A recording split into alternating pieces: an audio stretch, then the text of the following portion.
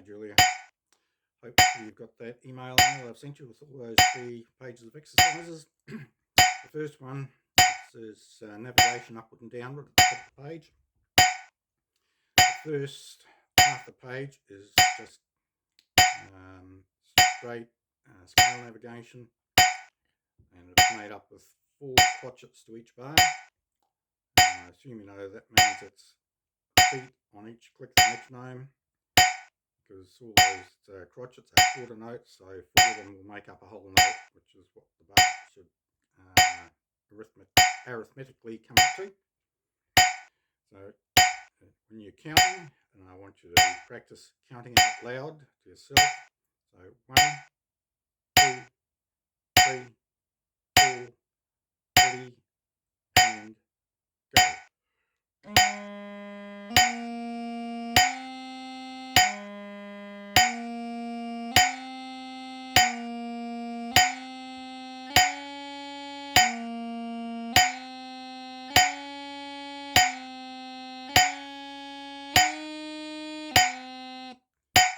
Like that for all the lines, but it is really important to count out loud so that your voice is matching the metronome, and at the same time tap your foot.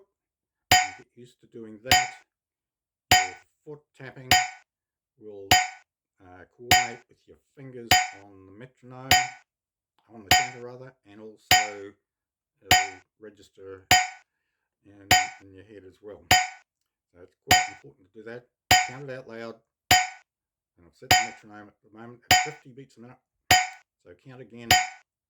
1, 2, 3, 4, ready, and go, and.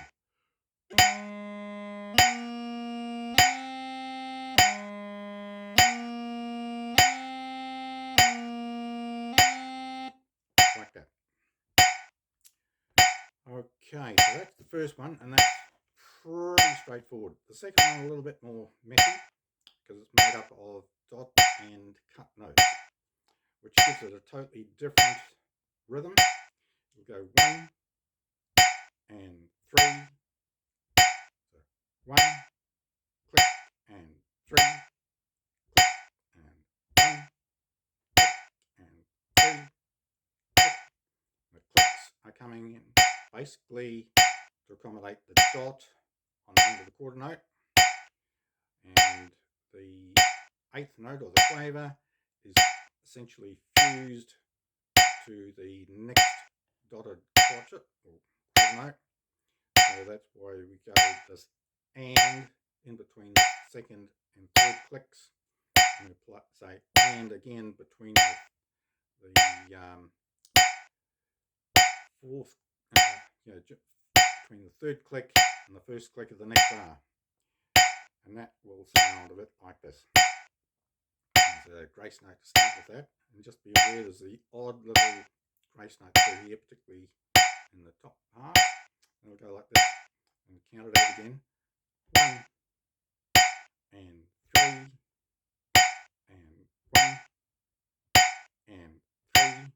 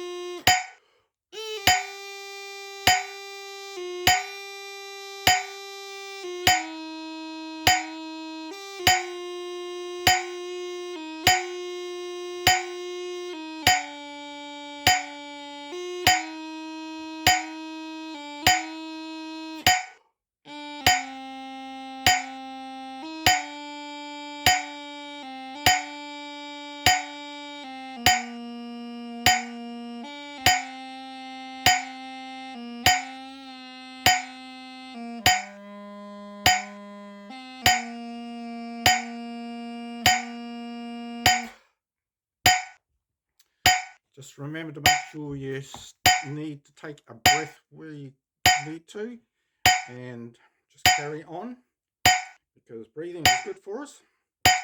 Don't forget that if you don't take a breath and you run out of oxygen, that will affect your concentration as well.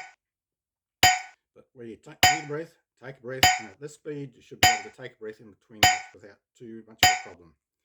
So good luck on those ones.